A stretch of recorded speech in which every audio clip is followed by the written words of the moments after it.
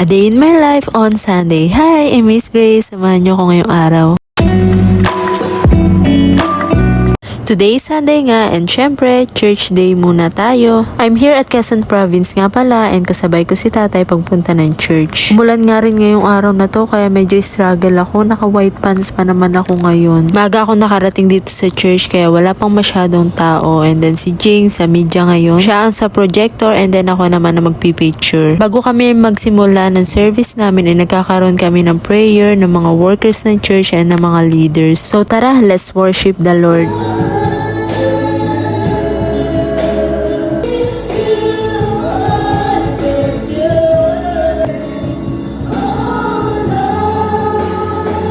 After praise and worship, I pray naman ng offering and then message na ni Pastor. And it's all about level of faith. After the service, nagkakaroon kami ng care group. Bukod ang men's, women, youth, and itong mga young pro.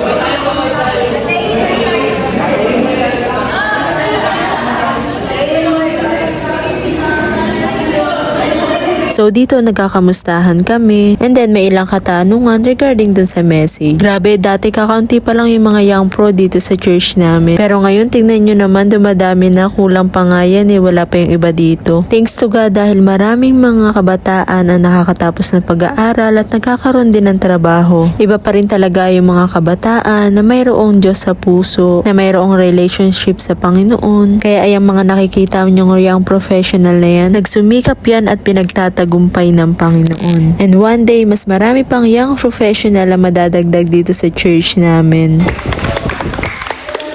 After care group ay nagkaroon kami ng meeting ng mga leaders namin. After nun ay nag-uwian na and then mga 2 PM na to magkakaroon kami ng ganap ng mga goods. And thank you to Pastor Sunny dahil pinahiram kami ng sasakyan para magamit namin sa pagpunta ng dagat. Magmomotor nga lang sana kami ngayon kaya lang sobrang init. Buti na lang pinahiram kami ng mahal naming pastor ng sasakyan. Celebration na rin kasi to ng pagpasa ni Lem sa licensure examination ng civil engineering. Congrats Lem, grabe iba ka na talaga. So ayan, after namin ma-ready yung mga gamit namin ay sumakay na nga kami dito sa kotse. Dahil mga 3 PM na yata ito. Hindi ka ng car!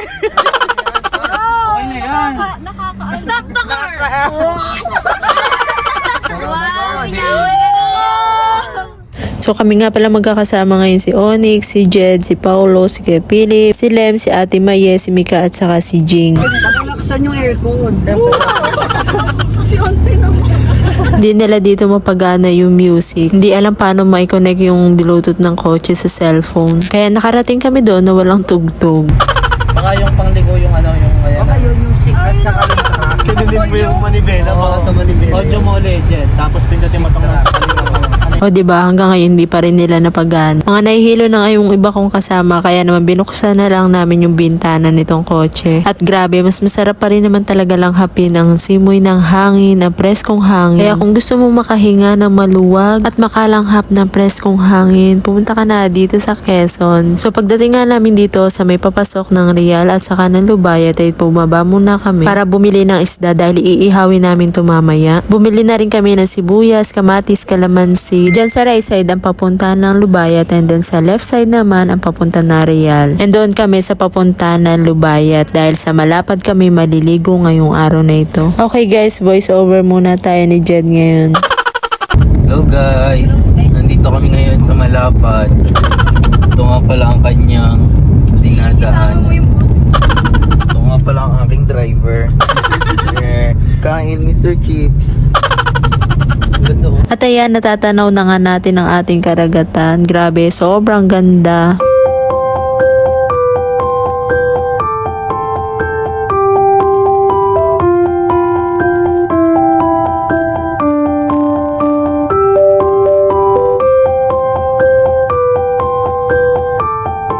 And here we are, dito kami sa Dory Beach Resort. Pino kasi mga buhangin dito and yung ibang part ng dagat kasi dito is medyo mababato kaya dito yung pinili namin. And grabe, sobrang ganda ng karagatan talaga. Nagbayad muna kami dito na entrance fee and then kakilala pala namin yung nandito, si Nanay Flora. Hindi na kami nag-rent ng cottage dahil uwian lang din naman kami. Nanghiram na lang kami ng lamesa para may magamit kami. Mga 3:30 na nga yata kami nakarating nito or higit pa. Kaya medyo kinulang kami sa sa time neto eh. Tapos may pasok pa kinabukasan. So kulang talaga sa time. So ayan, pagdating nga namin dito ay inayos lang namin muna yung aming mga gamit. And nag-prepare kami para sa mga kakainin namin. Naka-silent na nga lang din yung ibang video dito. And then i-voice over ko na lang dahil ang ingay. Nag-video okay kasi baka maka-copyright tayo. Kaya pagtsagaan nyo na yung voice over ko. So ayan, nag-iat na nga si Ate Maya ng sibuyas at saka ng kamatis. Alagay sa isda at saka sausawa na rin. And hi to the best couple of the year. So andito nga din pala sila Ella. Nagkataon na dito rin pala sila naligo ngayon kaya naman nakita nila kami. Saglit lang naman sila at di na rin nagtagal umuwi na. Grabe, ang sarap magpahinga sa ganitong lugar. Tapos samahan mo pa ng mga ganitong pagkain. Grabe. Habang nire-ready nga namin yung ibang pagkain ay nagpapaapoy naman sila dito. Dahil dyan namin iihawin mamaya yung binili namin tulingan at saka yung liempo, hotdog at iba pa. Ganito yung mga nakakamiss sa probinsya. Kahit mga simpleng pagkain lang ay naku, mabubusog ka na. Samahan mo pa ng masarap na halo-halo ngayon tag-init. Ang LT lang kasi yung halo-halo namin is nilagyan ng chocolate syrup ay ibang lasa. Pero kay mabilis maumay sa halo-halo. At ayan na nga, medyo naluto na ang ating tulingan. At yung ihawan na yan ay nakuha lang kung saan. Dahil naiwanan namin yung ihawan na talagang dadalhin namin. Meron talaga dito sinasabi si Lem eh. Mamaya guys, kwento ko sa inyo dahil may nagsasayaw dito at nagpapakute na mga kalaman naman talaga cute. So ayun na nga, sabi kasi ni Lem ay hindi daw siya papayag na susunod na gala namin is wala siyang kasama. Dahil 9th wheel siya ngayon ay. Di, kumbaga itama. Iba ang aesthetic sa pagiging ano.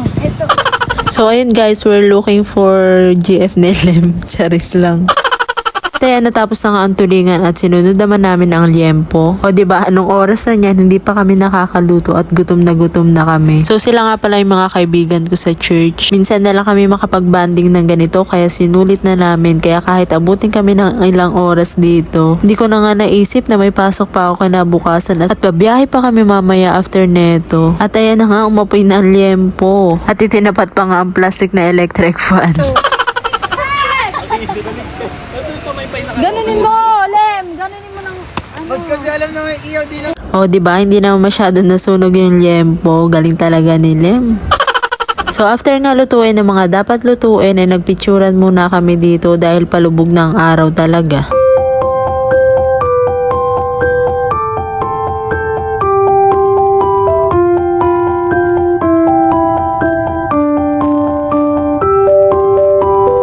A day in my life. Islaw mo mo ta Grace. Hey, tararat.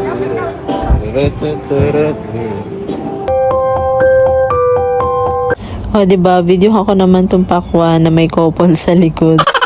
After namin magpicturan ay kumain na muna kami dito dahil gutom na kami. Sakto lang din pala yung kain namin dahil pag maliligo kami is wala ng araw, hindi mainit. I just want to thank God because of these friends. Na kahit may mga kanya-kanya ng trabaho, and yung iba malalayo na, pero once na nagkakita-kita is nagkakaroon ng ganitong bonding. And sabi nga, when God wants to really bless you, He sends you a friend. Gagamitin ng Lord yung mga kaibigan mo para encourage ka, para i-motivate ka, at para inspire tayo. Sila din yung isa sa naging kausap natin pagdating ng problema. Sila yung dadamayan tayo at itatama ka kapag nagkakamali ka. Medyo corny man sa ating pandinig pero totoo, diba? Kaya pahalagahan natin yung kaibigan na mayroon tayo, kaibigan na dadalhin tayo sa mabuti, at kaibigan na mayroong relationship sa Panginoon. So after namin maligo ay nag-ihaw na kami dito ng hotdog and then ng marshmallow. And then nagkwentuhan lang kami, tapos umabot yata kami dito ng mga alas 8 na, and then after noon ay nag-uwian na kami dahil babiyahe pa kami papunta ng Makati dahil may pasok pa bukas. And yun lang guys, thank you for watching, bye!